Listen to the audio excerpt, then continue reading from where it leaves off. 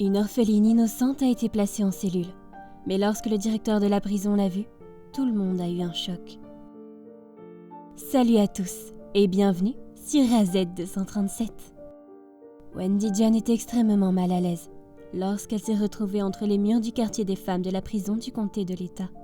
Elle devait s'adapter au régime quotidien rigide et faire face à des gardiennes sévères et à des co-détenus qui avaient commis des actes odieux au cours de leur vie. Wendy ne se considérait pas comme une criminelle parce qu'elle avait été condamnée sur la base de fausses accusations. Malheureusement, il était impossible de le prouver, surtout derrière les barreaux, et elle ne se faisait pas d'illusions à ce sujet. Elle a simplement accepté son sort, en restant discrète et en évitant les ennuis. Malheureusement, il était presque difficile d'éviter tout type de confrontation en prison, et Wendy ne faisait pas exception à la règle. Environ un mois après le début de sa peine, elle a attiré l'attention de Puma, l'une des détenues de longue durée dont le surnom était très révélateur. Cassandra était le nom de la femme. Mais soit la prisonnière ne l'aimait pas, soit c'est sa rage qui a valu sa réputation de prédatrice. Mais tout le monde dans la prison l'appelait Puma. Wendy a immédiatement compris que si elle se retrouvait à partager une cellule avec Cassandra, elle ne pourrait pas éviter une altercation avec elle. Cela ne signifiait pas nécessairement que Cassandra tenterait de blesser Wendy. Elle pouvait facilement se limiter à des mots. Pourtant, les déclarations ont leur propre poids au sein de l'institution. La compagne de cellule de Wendy essayait de la pousser à obtempérer. Elle a tenté de l'effrayer, montrant qu'elle ne pouvait pas se contenter de rester en retrait. Cassandra avait probablement 40 ans en prison, mais elle en paraissait beaucoup plus. Elle s'est lancée directement dans cet horrible sujet, sans transition ni introduction. Wendy se crispa considérablement lorsqu'elle sut qu'elle ne pouvait pas tenir tête à Cassandra dans un combat. La pauvre femme eut même l'impression que la température de la cellule avait baissé d'1 degré ou 2 à ce moment-là. Cassandra dominait sa compagne de cellule comme un gorille sur un beignet vulnérable, manifestement désireuse d'envenimer la situation. Néanmoins, alors que les choses semblaient atteindre un point d'ébullition, Puma recula de 2 pas et lui saisit la gorge. Les paupières de Cassandra se révulsèrent et elle laissa échapper un sifflement étouffé. Son corps musclé s'est progressivement affaissé sur le sol en béton et la femme a commencé à avoir des crises. Wendy a remarqué de la salive mousseuse sur les lèvres de Cassandra, ce qui l'a alertée sur le fait que sa compagne de cellule était probablement en train de faire une crise d'épilepsie. Heureusement, la femme avait l'habitude de ces crises et savait exactement ce qu'il fallait faire. Elle a ensuite mis Cassandra sur le côté pour éviter l'asphyxie. Ensuite, elle a utilisé une cuillère à café pour ouvrir la bouche de la femme, afin qu'elle puisse s'oxygéner. Cassandra a commencé à se sentir mieux, environ 5 minutes plus tard, lorsque l'assaut s'est estompé. « Eh bien, c'est beaucoup mieux », dit Wendy en reculant. Cassandra soupira et jeta un regard suspicieux à sa compagne de cellule, se demandant « Alors, que s'est-il passé exactement ? Tu m'as vraiment sauvée ? » « Je t'ai sauvée », admit Wendy avec hésitation. Cassandra reconnut que c'était un véritable miracle qui venait de se produire dans sa cellule. Mais il était difficile d'y croire, car les miracles se produisent rarement en prison. La criminelle endurcie ressentit une sensation particulière dans son âme, quelque chose qu'elle avait oublié depuis longtemps qu'elle pouvait ressentir. Et si elle ressentait cette sensation maintenant, elle essayait généralement de la repousser le plus loin possible. Cassandra demanda, en regardant Wendy avec reconnaissance. « Où as-tu appris à faire ça, au fait, tout ce jargon médical ?» Wendy secoua la tête et regarda son amie avec regret. À ce moment-là, les pensées de la jeune femme furent prises de vertige et les larmes lui montèrent aux yeux. Les images et les souvenirs de son passé s'unirent en un seul trou, transportant la pauvre femme dans le passé. Wendy avait été emmenée dans une région où les plaines et les champs ne connaissent pas de frontières et où l'on pouvait entendre le bétail à des kilomètres à la ronde. Wendy a grandi dans une ferme avec sa mère et ses grands-parents et n'a jamais envisagé de migrer vers la ville. Son père est mort lorsqu'elle avait 10 ans, en éteignant un incendie. Par conséquent, la plupart des premiers souvenirs qu'elle avait de son père se matérialisaient par une touche d'angoisse sur le visage de sa mère. La plupart des gens ne supportaient pas le caractère dur de Priscilla Jones. Wendy était plus proche de sa grand-mère à cause de cela, plutôt que de sa mère, qu'elle tenait pour responsable de tous les maux. Charlotte Jones connaissait parfaitement sa petite fille, c'est pourquoi elle s'entendait si bien. La vieille dame était infirmière. Elle avait travaillé dans un hôpital militaire où l'on soignait les soldats pendant la guerre d'Indochine.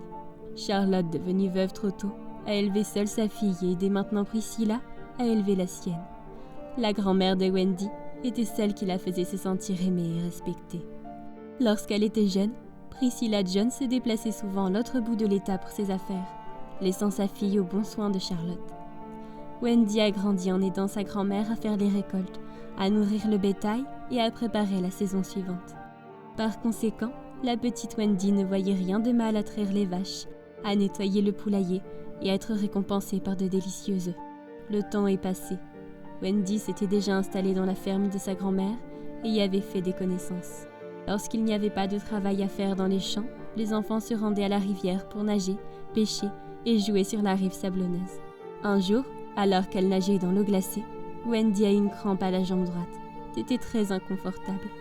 Les muscles de la fillette se sont littéralement tendus et son corps a cessé de répondre à ses ordres.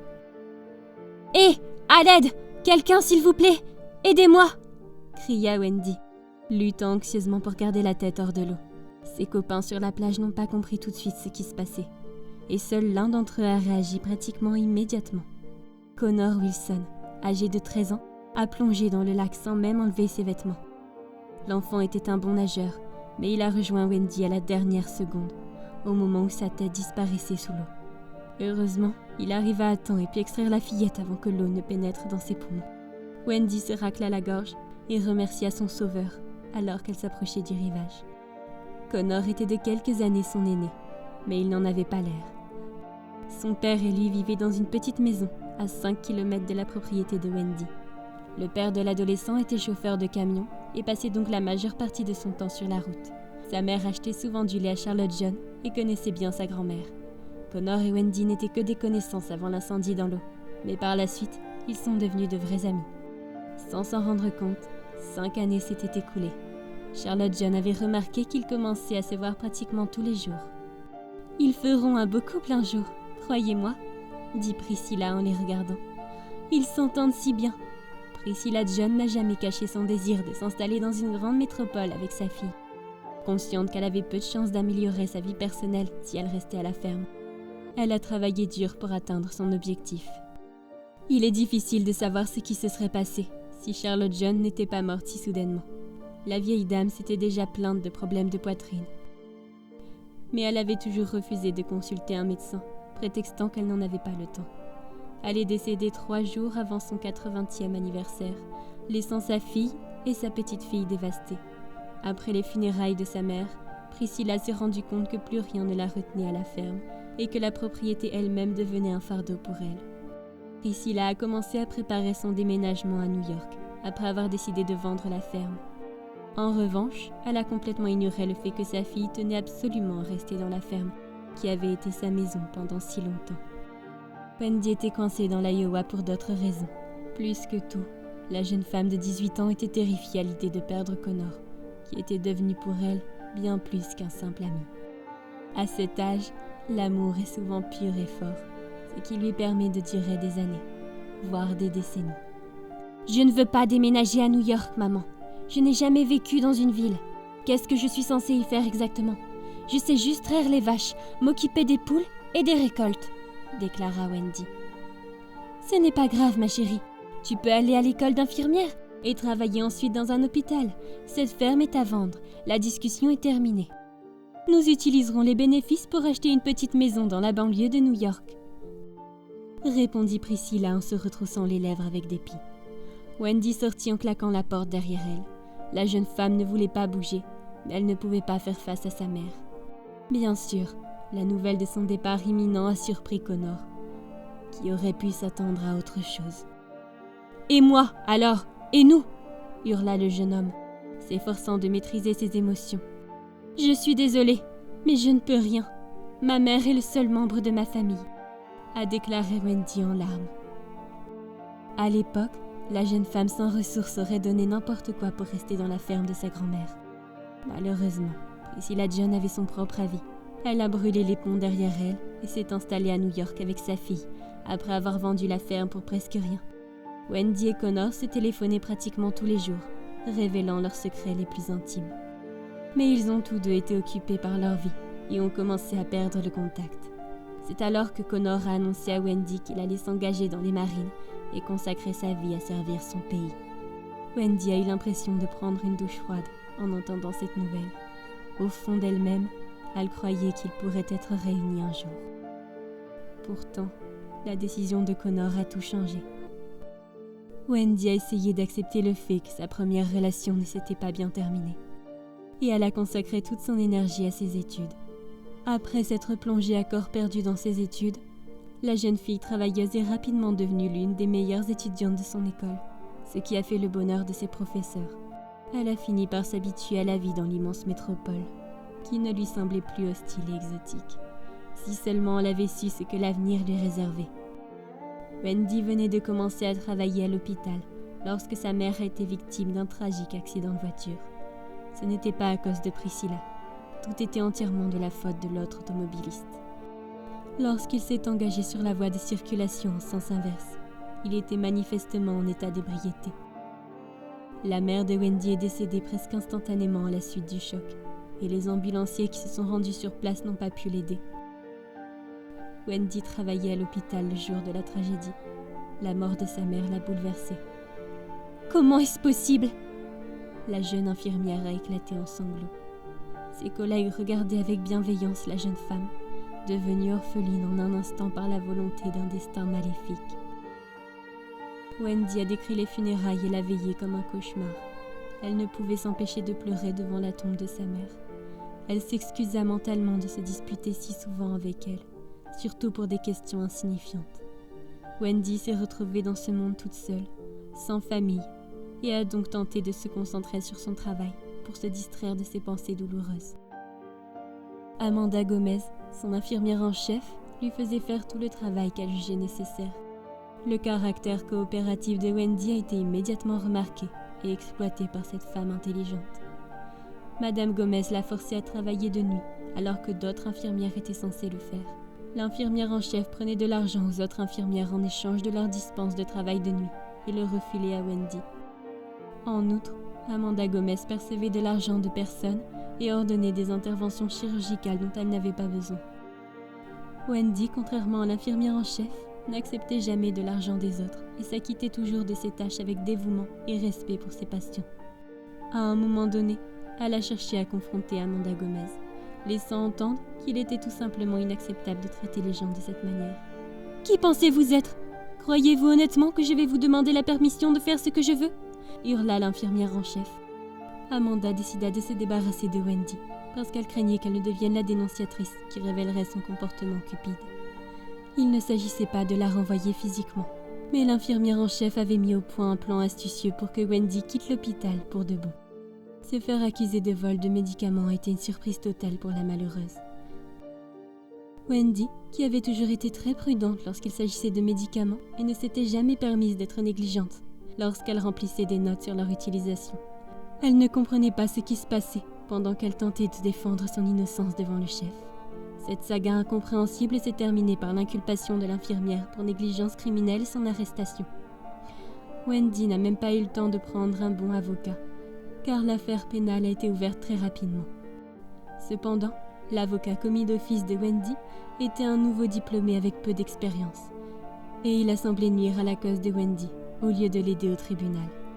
Wendy a été condamnée à 3 ans de prison d'État à la suite d'une série de circonstances malheureuses et apparemment sans rapport.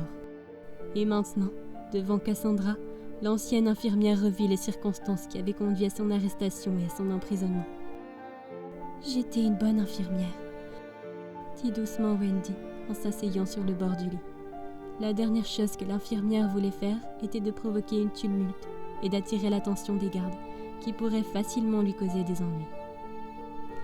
Cassandra regarda attentivement sa compagne de cellule et sembla s'arrêter un instant avant de lever le pouce vers l'infirmière. À ce moment-là, on entendit les pas de quelqu'un dans le couloir.